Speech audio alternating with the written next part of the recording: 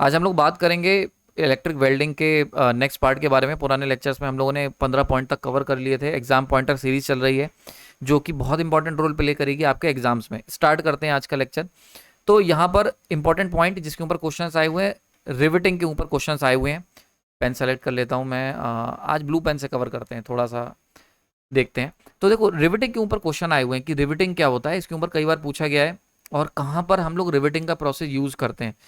तो रिवेटिंग के प्रोसेस में क्या होता है कि हम लोग जो भी हमारे मेटल रॉड्स हो, जो भी मतलब जो भी दो चीज़ें हमें ज्वाइन करनी होती हैं, जो भी हमें मेटल शीट्स को आपस में जोड़ना होता है, तो वहाँ पर हम लोग रिवेटिंग में क्या करते हैं, हम लोग वहाँ पर रिवेटिंग के प्रोसेस में वहाँ पर होल डिग करे जाते हैं और उन दोनों होल, जैसे मान लो एक ये शीट है और एक ये शीट है, इसको हमें ज्वाइन करना है, तो हम क्या करेंगे, यहाँ पर होल करेंगे और यहाँ पे मेटल के रिवेट डालते हैं। रिवेट का मतलब क्या हो गया, मेटल के रॉड्स डालते हैं हम लोग और उसको क्या करते हैं, उसको मेल्ट करवा देते हैं, बेंड कर देते हैं भाई, चाहे हम लोग उसको हथौड़ी से करें या किसी भी तरीके से। इसके जो ऊपर और नीचे की जो शेप है इसे डिफॉर्म कर देते हैं, इसको इस तरीके से डिफॉर्म कर दिया जाता है। ठीक है, आप लोग अगर पुराने कभी आपने हिस्ट्री चैनल पे देखी हो तो पुराने समय में जो शिप्स बनते थे और जो पुराने समय में जितने भी दो मेटल शीट को जब भी हम कंबाइन करते तो रिवेटिंग का प्रोसेस बहुत यूज होता था। तो वहां पर आपने देखा होगा एक गरम लोहे की रॉड को हम लोग दोनों शीट्स के छेद में डालते थे और उसके बाद हथौड़ी से मार मार के उसकी शेप को डिशेप कर देते, मतलब डिफॉर्म कर देते थे। और डिफॉर्म करने के बाद वो इस तरीके की शेप हो जाती थी उसकी। भाई जब लेके आए तो मेटल रॉड एकदम शार्प थी, यहाँ पर हथौड़ी मारोगे और यहाँ पे हथौड़ी मारोगे तो ये ऐसे चपटी सी हो जाएगी। और जैसे ही चपटी सी होगी इसको हम कहते हैं डिफॉर्मेशन। डिफॉर्मेशन कर दिया। अब ये जो मेटल शीट्स हैं, अब इन मेटल शीट से ये जो रॉड है, मेटल की रॉड हमने डाली थी, ये कभी भी निकल नहीं पाएगी क्योंकि अब ये दोनों तरफ से डिफॉर्म हो गई है। तो जैसे आप यहाँ देख सकते हो, एक शीट ये है, एक शीट ये है, इन दोनों शीट में हमने छेद करा और ये रिवेट डाली और एक साइड से हमने इसको हथौड़ी मार दी इसके ऊपर। ठीक है, हथौड़ी मार दी तो अब क्या होगा, ये डिफॉर्म कर दी इसको। अब डिफॉर्म हो गई तो हमेशा के लिए ये इसके साथ फिक्स हो गई।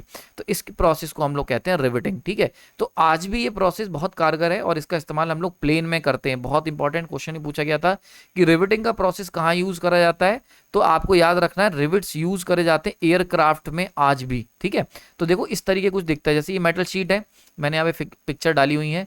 जैसे फॉर एग्जांपल ये प्लेन का विंग है, अभी इसके ऊपर पुताई रंगाई नहीं हुई है, इंडिगो इंडिगो नहीं लिखा गया है।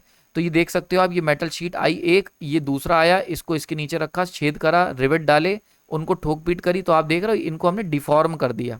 आप इसको ठोक पीट करके कर सकते हो और डिफरेंट तरीके हो सकते हैं इसको डिफॉर्म करने के, मैंने आपको बता दिया। यहाँ से हम इसको करते हैं। ठीक है, क्लियर हो गया यहाँ पर।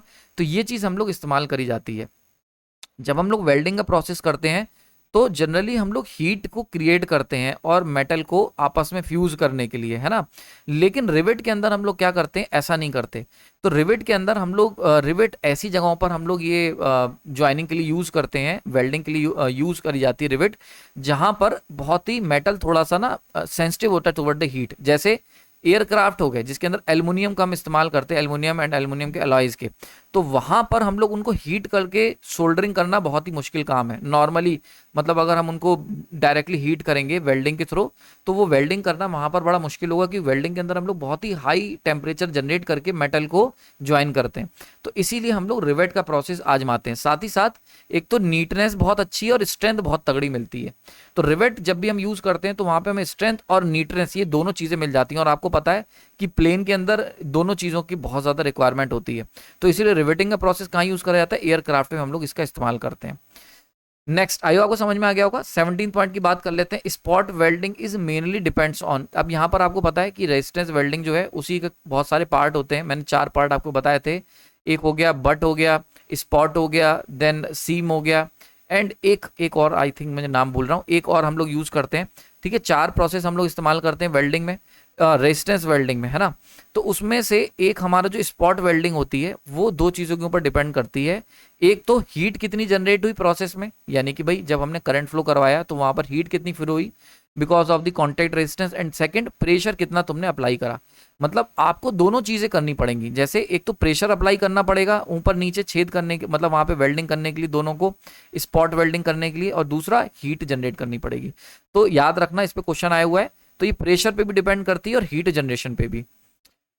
ओके, नेक्स्ट हम लोग बात कर लेते हैं आर्क ब्लो के ऊपर। क्वेश्चन आया हुआ है आर्क ब्लो क्या होता है, और मैंने देखा कई क्वेश्चन इसके ऊपर आए हुए हैं। तो आर्क ब्लो क्या होता है कि ये एक फिनोमेना होता है जिसके अंदर आर्क जो होती है वो डिफ्लेक्ट हो जाती है फ्रॉम इट्स इंटेंडेड पाथ। मतलब हम चाहते थे, जैसे ये हमारी इलेक्ट्रोड है और हम चाह रहे हैं कि आर्किंग हमारी यहाँ पर हो, बट ये आर्क ऐसे ना जाके कुछ इस तरीके से डिफ्लेक्ट हो जाती है।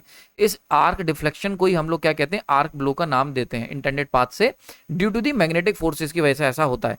तो आप देख सकते हो जैसे हम चाह रहे थे आर्किंग केवल इतने एरिया में हो, वेल्डिंग हमारी आर्क वेल्डिंग, लेकिन डिफ्लेक्शन की वजह से देख रहे हो ये आसपास के एरिया में, ये क्या है, ये डिफ्लेक्शन है।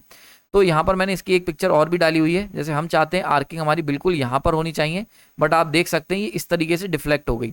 तो ये जो डिफ्लेक्शन है इसी को आर्क ब्लो कहा जाता है। क्यों होता है, बहुत important question, because of the magnetic forces की वजह से होता है। क्या होता है, समझ में आ गया कि आर्क जो होगी वो अपने पाथ से, इंटेंडेड पाथ से डिफ्लेक्ट हो जाएगी। ठीक है, मेनली अकर इन दी डीसी वेल्डिंग, याद रखना मेनली ये डीसी वेल्डिंग में पाया जाता है। तो 3 क्वेश्चन कवर हो गए यहाँ पर इस पॉइंट में। एक तो आर्क ब्लो क्या होता है, दूसरा किसकी वजह से होता है, और तीसरा किस में पाया जाता है, तो डीसी वेल्डिंग में पाया जाता है। नेक्स्ट यहाँ पे क्वेश्चन पूछा गया है, पूछा जाता है, मतलब इस इंपॉर्टेंट पॉइंट है कि ध्यान से समझ लो, welding is injurious to the eye. ये बड़ा क्वेश्चन पूछा जाता है और मन में एक बहुत ही एक क्यूरियोसिटी भी होती है कि वेल्डिंग जो होती है उसके अंदर हम लोग हेलमेट लगा के करते हैं, प्रॉपर मिरर लगा के करते हैं, तो ऐसा क्यों करा जाता है। तो बेसिकली क्या होता है, वेल्डिंग जो होती है वो आंखों के लिए बहुत खतरनाक होती है। उसके पीछे के 2 वजहें, कौन कौन से, उसके पीछे के 2 रेडिएशन, वजहें नहीं कहूंगा मैं, रेडिएशन कहूंगा, 2 रेडिएशन जिम्मेदार हैं। एक है इंफ्रारेड रेडिएशन और एक है अल्ट्रावायलेट। ठीक है, समझ में आ रही बात है। तो अल्ट्रावायलेट जो होगा, इंफ्रारेड जो होगा वो हमारी आंखों में गर्मी प्रोड्यूस करेगा। इंफ्रारेड जहां पर भी होगा गर्मी से एसोसिएट होता है वो। और दूसरा है अल्ट्रावायलेट, और ये आंख को परमानेंट डैमेज कर सकता है बहुत बुरी तरीके से। तो इसी के लिए हम लोग क्या करते हैं, मास्क यूज करते हैं, शीट यूज करी जाती है, प्रॉपर वेल्डिंग मास्क जिसको हम कहते हैं। ओके, ये